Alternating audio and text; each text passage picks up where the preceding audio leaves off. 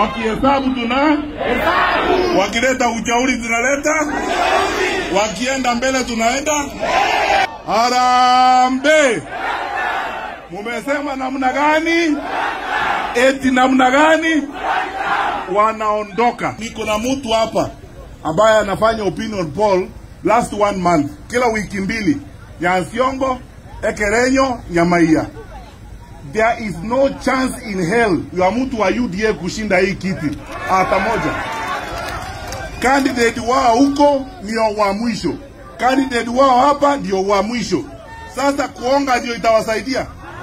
Alafu wameanza kujigamba hapa eti wataiba, watafanya namna gani? Tutakuwa wapi wakiiba? Mtakubali hiyo maneno? Hapana. Tutaamuka asubuhi na hawa nataka kuambia wasikie hivi.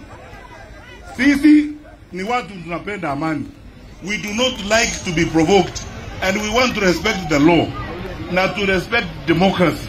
Tutapiga kura na tutakuwa kwa amani. Only if that is how they are going to behave. Wakiheshimu sheria, sheria haiwezi kuwa inaheshimiwa na sisi watu wa opposition, lakini wa serikali hawana haja na kuheshimu sheria. Sheria ni yetu sisi wote, na sisi wote tunahitajika kuheshimu sheria. Kwa hivyo wale wa serikali waheshimu sheria na sisi tutaheshimu sheria.